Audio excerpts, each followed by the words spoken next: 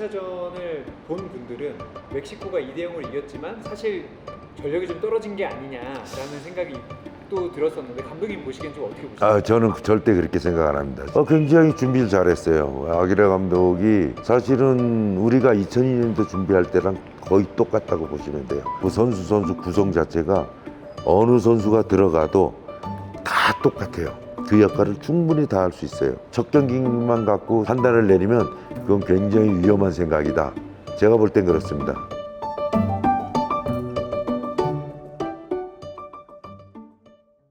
예, 반갑습니다. 멕시코는 제가 5월 10일 날 들어왔어요. 5월 10일 날 들어와서 여기 리그 전반기 프레이오프 8강전 보려고 들어왔는데 들어오니까 4강전하고 결승전이 남아있더라고요. 그래서 4강하고 결승전 푸마하고 크루사스리라고 여기 멕시코 시티에 있는 팀들이에요. 그래서 그 경기를 이제 봤는데 결국은 이제 크루사스리 역전승을 거둬서 우승을 했어요. 그래서 난리가 났어요. 여기 이제 길고 나서는 이제 여기 멕시코 평가전, 가나하고 평가전. 뭐 어차피 호주하고는 미국에서 했기 때문에 못 봤고, 그 다음에 툴루카에서 저기 세르비아하고 평가전, 대표팀 평가전을 보고 또 그렇게 하고 지내고 있었어요. 그렇죠. 이제 월드컵이 있음으로 인해서 월드컵도 보고 또 오는 길에 이쪽에 있는 리그도 보고, 사실 이쪽 북중미, 중남미는 사실 돌아보기가 쉽지 않은 동네예요. 왜냐면 우리가 쉽게 와서 뭘 할 수 있는 게 없으니까. 사실은 원래는 브라질, 아르헨티나 갔다 일로 넘어오기로 하려고 그랬는데 이놈의 유류 파동이 나면서 굉장히 금액도 많이 올라가고 이래서 사실 그렇게까지 못하고 그냥 포기하고 멕시코에만 하고, 어차피 여기 온 길에 월드컵을 더 소소하게 좀 보자 이래서 일로 넘어오게 된 거죠. 감독님도 그걸 좀 느끼고 계시죠? 대단히 느꼈죠. 왜냐면 사실은 여기 공항에 내리면 딱 볼 수 있어요. 모든 가 축구 위주로 돼 있고, 길 가도 마찬가지예요. 모든 선전은 거의 국가대표 선수들이 나와서 전부 깔려 있어요. 그래서 사실 여기서 오다 보면 전광판에 다른 나라 건데도 스코어보드를 올리듯이 멕시코의 축구 열기는 보통이 아니에요. 그래서 사실 다른 사람들도 미국에서는 축구 열기 월드컵 하는지 안 하는지 열기를 모르겠는데 여기 오니까 월드컵이 시작됐구나 이런 걸 느꼈다고 얘기하더라고요. 보통 대단하지 않아요. 굉장히 준비를 잘했어요. 아기레 감독이 사실은 우리가 2002년도 준비할 때랑 거의 똑같다고 보시면 돼요. 왜냐면 2002년도 준비할 때 다 앞두고 모든 팀의 선수들을 차출을 했잖아요. 저희가 여기도 마찬가지예요. 여기 프레이오프가 8강이라는 아주 중요한 프레이오프 8강전 경기가 있는데 그 전에 사실 소집을 하는 바람에 그 8강전을 한 경기도 못 뛰게 했어요. 이런 준비 과정 단계라든지 또는 제가 평가전을 보면서 이 감독이 참 준비를 잘하고 있다는 걸 느끼는 게 모든 선수들이 거의 비슷한, 특별한 선수는 없습니다. 근데 선수들이 고루고루 비슷하게 포진을 갖췄기 때문에 야, 저 감독 굉장히 준비를 잘했다 하는 거를 내가 현장에서 많이 느낄 수가 있었어요. 사실 2018년만 해도 멕시코에서 좀 튀는 선수들이 있었잖아요. 저 선수는 정말 잘한다. 근데 이번에는 그런 선수들은 조금 없지만 고루고루 거의 26명이 비슷하다. 경기를 4경기를 내가 쭉 보면서 분석해 본 결과는 뭐냐면 한 경기도 베스트로 나온 적이 한 명도 없어요. 모든 선수들을 다 바꿨어요. 마지막 평가전을 세르비아랑 했는데 세르비아랑 할 때도 무려 9명을 다 바꿔버렸어요. 만약에 이런 것들이 딴 데였으면 야, 뭐 이거 베스트 11도 안 정해. 근데 그거를 사실 물어봤어요. 그랬더니 어차피 베스트 11은 어느 정도 윤곽은 다 정해져 있다. 단 이 선수들에 대한 경쟁심 또는 그 선수들의 정확한 활약도 이런 걸 모든 걸 파악하기 위해서 그렇게 준비한다. 근데 이번 1차전 남아가고 경기를 했잖아요. 그게 딱 나타나더라고. 나도 내가 생각했던 이런 유의 선수들이 나올 것이다 생각했는데 그대로 나온 거 봐서는 항상 머릿속엔 있지만 그거를 전부 어차피 또 그때 되면 또 다른 나라에서도 전력 분석하려고 많은 사람들을 파견하잖아요. 그러니까 그런 것도 세신하면서 아주 준비를 내가 볼 땐 너무나 잘했어요. 근데 이제 1차전을 본 분들은 멕시코가 2대0으로 이겼지만 사실 전력이 좀 떨어진 게 아니냐라는 생각이 또 들었었는데 감독님 보시기엔 좀 어떻게 보세요? 저는 절대 그렇게 생각 안 합니다. 지금 사실 그 선수 구성 자체가 어느 선수가 들어가도 다 똑같아요. 그 역할을 충분히 다 할 수 있어요. 근데 아무래도 첫 경기는 어느 팀이든지 다 어렵다고 봐요. 왜냐면 지금 모로코하고 브라질 봤잖아요. 그만큼 첫 경기는 굉장히 어렵거든요. 첫 경기만 갖고 판단을 내리면 그건 굉장히 위험한 생각이다. 제가 볼 땐 그렇습니다. 제가 이 멕시코 팀을 보면서 첫 경기 갖고 판단은 절대로 안 된다는 거죠. 아니요, 제가 볼 때는 최선의 선택이에요. 그거는 뭐냐면 사실 체코가 5일 전에 들어왔다. 그러면 더 떨어졌을 거예요. 근데 나도 그거에 대해서 굉장히 생각을 했어. 얘네들 생각은 뭐냐면 하루만 힘들자 했어요. 당일.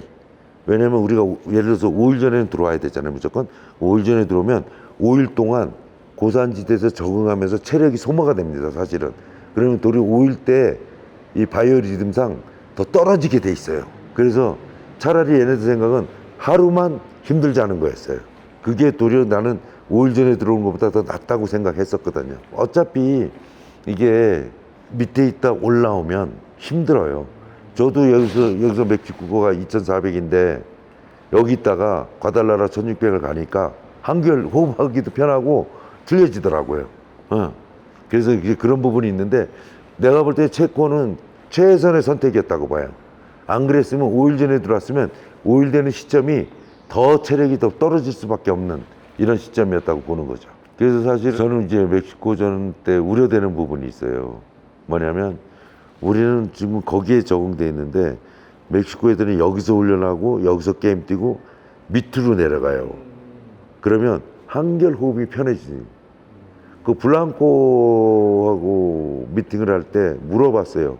제가 어떨 것 같으냐. 그 선수는 원래 아메리카에서 오랫동안 선생활을 했잖아요. 자기는 여기서 뛰다가 거기 내려가면 너무 편했다 그러더라고요. 근데 스케줄상 멕시코가 여기서 준비하고 여기서 다 했단 말이에요. 그럼 이제 내려가면 아마도 우리보다 그런 부분에서는 훨씬 더 낫지 않을까, 이런 부분이 좀 우려되는 부분이에요. 제가 글쎄 가기 전에는 굉장히 그 상대 팀보다는 한국 팀에 대한 불안정한 이런 부분들이 좀 컸었어요. 근데 사실은 경기를 하면서 전반전 같은 경우에는 똑같은 패턴이 답습이 돼서 걱정을 했는데 후반전 가면서 선수들이 다시 이제 분위기를 잡아나가기 시작하면서 좋은 경기를 했는데 사실은 그 월드컵에 처음 참가한 선수들이 우리 팀에 굉장히 많잖아요. 내가 쉬어보니까 경기 투입된 선수만 해도 8명이 월드컵 처음 참가한 거로 보이더라고요. 그러니까 굉장히 어렵죠. 근데 이제 아마 갈수록 더 좋아지지 않겠나 생각해요. 그래서 사실 전반전 같은 경우에는 상대가 항상 갖춰진 다음에서 우리가 공략을 하려니까 굉장히 어려웠거든요. 근데 이제 후반전 지나가면서 선수들 긴장감도 풀리고 이러면서 우리가 상대를 그것도 2대1로 뒤집을 수 있는, 사실 우리가 뒤집는 경기는 크게 없었거든요. 2002년도 이태리하고 뭐 사실은 진짜 헤아릴 치기도 어려울 정도로 없었는데 참 2대1로 뒤집었다는 거는 선수들한테도 큰 힘이 될 거라고 이렇게 보여지는 거죠. 그때는 좀 어떻게 생각하세요? 그때는 이거 저 팀이 한 골을 넣으면은 잠그는데 굉장히 능통한 팀이거든요. 사실 예선전을 체코가 굉장히 수비적인 팀으로 잠그면서 페널티킥으로 이기고 했잖아요. 그래서 사실 걱정을 했어요. 걱정을 했는데 굉장히 어려운 동작에서 황인범 선수가 넣었을 때 이제 다시 한번 해볼 만하다 그랬는데 사실은 우리가 프리킥에서 한 골을 먹었는데 업사이드 걸렸지만 먹었잖아요. 그때는 진짜 푹 내려앉더라고요. 왜? 이거 큰일 났다. 그 시간대에 사실 우리가 한 골을 먹음으로 인해서 그때는 사실 어렵다고 봤는데 마침 그게 업사이드 판정이 됐는 바람에 사실 안도의 한숨을 쉬었는데 선수들이 그런 이제 자신감을 좀 많이 갖지 않았을까 이렇게 싶었어요. 사실 좀 더 공격을 우리가 주도할 수 있는 이런 플레이로 가야 된다는 생각은 변함이 없는데 이제 그런 쪽으로 좀 이제 더 가지 않을까 이렇게 싶습니다. 그래서 사실 저도 그거 걱정했어요. 왜냐면 사실 이태석 선수도 사실 많은 경험이 없고 뭐 이기혁 선수도 특히나 그렇고 이한범 선수도 그렇고 그랬는데 우리가 걱정한 만큼 상대 공격이 그렇게 날카롭지가 않았어요. 사실 그 부분을 만약에 상대가 집중적으로 파고들었으면 우리가 어려웠을지 몰라. 근데 다행히도 상대가 날카롭게 파고 밑을 쏠고 들어오고 이런 거보다는 키 크다 보니까 고공 작전을 많이 썼는데 그 바람에 우리 선수들이 이제 시간이 지나면서 조금 더 안정이 되지 않았나 이래 싶어요. 근데 이제 이 선수들도 어차피 이제 한 경기를 치르고 나서 났기 때문에 다음 경기는 훨씬 더 좋은 경기를 하지 않을까 이렇게 싶은 거죠. 우리가 누구 한 선수를 뽑는 거 보면 이제 중심대를 보자 이거죠. 우리가 허리 척추 라인을 보면 골키퍼 승규, 또 민재, 앞에 임범희, 그 다음에 위에 손흥민 선수, 좌우에 이재성, 이강인 선수 이렇게 있지. 요 뼈대가 사실 중요하거든요. 그러니까 그 중심 라인이 그래도 다 중심을 잡아줄 수 있는 선수였기 때문에 더 그나마 안정되게 가지 않았나 이래 싶은 거죠. 감독님은 그 순간에는 좀 어떻게 보셨어요? 자, 그 부분은 이걸 정확히 봐야 돼요. 손흥민 선수 좋은 선수예요. 그리고 나쁘지 않았어요. 근데 상대가 너무도 손흥민 선수에 대한 분석을 너무도 많이 한 것 같아. 후반전 들어가면서 사실 손흥민 선수가 볼을 잃어버리는 경우가 많이 생긴 게 완전 보면 손흥민 선수가 볼을 잡으면 협공으로 막 나오기 시작을 했어요. 그러다 보니까 손흥민 선수의 움직임이 제한적이었어요. 사실 그 타임에는. 그랬는데 이제 그거는 뭐 경기장 안에서의 감독이 결단이죠. 감독이 결단은 뭐냐면 감독은 모든 선수를 다 파악하고 있잖아요. 몸 상태라든지 심리적인 거는 모든 걸 다 파악하고 있거든요. 그래서 아마 홍 감독이 굉장히 큰 결단을 내렸는데 결국은 이제 성공을 했죠. 근데 사실은 제가 위에서 볼 때도 너무 손흥민의 분석을 많이 했구나. 보니까 계속해서 손흥민이 볼 잡으면 상대들이 2명, 3명이 달려들더라고요. 그래서 그런 부분은 그렇게 하고 있는 상황인데 사실은 오은기 선수로 바꾸면서 우리가 득점을 성공했는데 그것도 어떻게 보면 경기의 흐름을 감독이 냉철하게 잘 읽었다고 볼 수 있는 거죠. 감독님이 보시기에도 좀 그러셨나요? 조금 더 준비해야 될 것 같아요. 체력적인 부분을 좀 더 준비를 해야 될 게 뭐냐면 우리가 그날 경기를 뛰면서 진해진 선수가 4명이 있었어요. 자, 올라갈수록 더 강한 압박, 더 빠른 축구, 더 밀착된 축구를 해야 되는데 그러니까 이런 부분들이 이제 또 올라가면 괜찮거든요. 그러니까 우리가 이런 부분들은 더 준비를 많이 해야 될 것 같다는 생각이 들더라고요. 저는 그런 거 굉장히 유심히 봐요. 선수들도 면면이 무슨 행동을 하는지까지 저는 다 체크를 하거든요. 위에서 있으니까 더 보기 좋잖아. 그래서 그랬는데 그런 부분을 더 준비해야 되겠다 하는 생각이 딱 들더라고요. 그게 안 되면 어렵습니다. 지금은 무조건 100분 이상 경기를 뛰어요. 그래서 그런 것들이 일시적인 거면 오케이 더 좋지만 만약에 이게 누적된 거였다 그러면은 큰 문제를 닥칠 수 있으니까 이 부분을 더 잘 준비해야 되지 않을까 싶어요.